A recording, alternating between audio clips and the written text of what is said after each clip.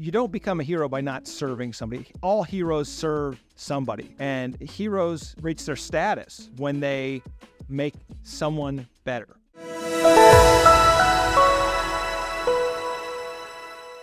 Mission Service Award is something else we were talking about earlier. And this is something you got going on right now that you've been doing. And tell us a little bit about that and how people can learn more about that. Yeah, so we work with Channel 3 here, I believe it's KMTV. Is that right, Bob? We work with Channel 3, KMTV here in Omaha. And what we want to do is we want to recognize our heroes. I believe that heroism is infectious. And so is tiny heart syndrome, right? Tiny heart syndrome is the person who has the small heart, who doesn't seem to want to do anything. And when the going gets rough, they quit, they complain, and then it's infectious. And everybody else wants to quit and complain and talk about how bad it is. The 95% that you The 95%, right. Yeah. But heroism, right? You don't become a hero by not serving somebody. All heroes serve somebody. And heroes reach their status when they make someone better. And so the question for us is, who do you want to be a hero to? Who is that person? Once again, this is some Dan Sullivan coaching, but every day we get to choose who we get to be a hero to. And one of my challenges to my team every week at our 8 o'clock meetings is go out and be a hero to someone today. I stole that from Paul Funk. He was a 2-star out in a Fort Hood, I think, or maybe, I don't remember. Anyway, my point is, with the mission service, we get to identify those heroes and then get it out to the community. And then, and my hope is that it becomes infectious, that we build strong communities. And I start with the military because everybody that joined the military had a calling post-Vietnam, right? There's no draft anymore. You want to do more. You want to serve. You want something to survive that is better than yourself. And I think that the great thing about the Mission Service Award is that we recognize veterans who are doing that next thing. And that's what I want from Writing the Next Battle, from Veteran-Led. Those are the individuals I'm trying to create. I'm trying to take those veterans who have the skills and let them lead in their community, because all veterans want to lead. All veterans want to be on the team. You want to talk about problems with PTSD, veteran suicide? The problem is this, and this is my experience and from talking to my soldiers and from talking to thousands of clients. You come back, you get the DD-214, and the team's gone. The purpose is gone. There's no sense of urgency anymore. There's no buddies to your left and your right. And what's your purpose now? What are you doing? If you're going to get up every day and go to a job that you don't really like, and you're not really serving anybody, you're just serving a corporation, you're serving no purpose. You're not growing. Yeah, you're not growing. To me, that's hell.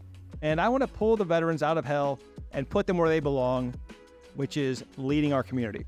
And so that's why the Mission Service Award is there. I want to recognize those that are leading the community, and I want more to do it. And that's the call to veterans. Look, once you get out, especially Chris, do you stop serving your community? Do you stop growing? Do you stop developing? No. And for many of us, it's just the beginning. And so, I think it's very difficult for some veterans to say, but what do I do? I'm like, well, you got your GI Bill. And if you've got your VA disability benefits, you've got opportunities for education and for money, go out and do it. Go serve somebody. Find out what that purpose that you want is and go do it. Could you guys imagine having a job?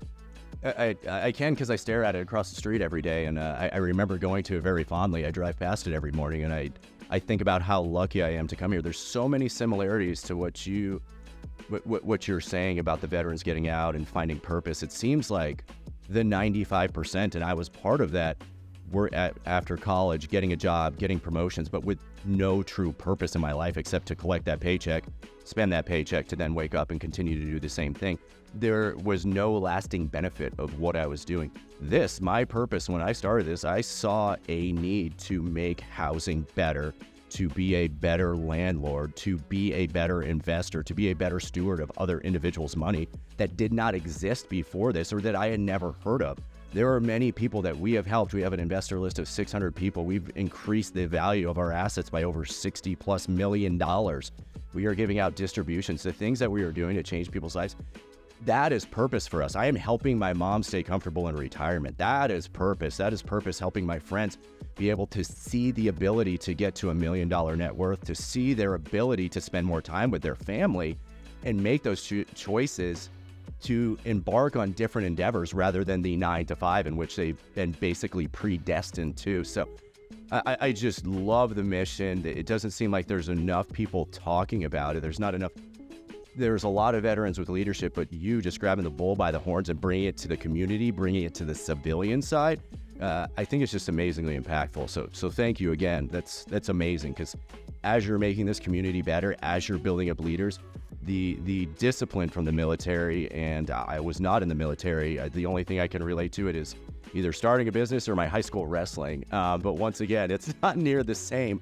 But having some of the most well-trained individuals with such high levels of discipline that need to be pointed in just the direction, being told that they can do it, and being the leader that they need, it's just astounding.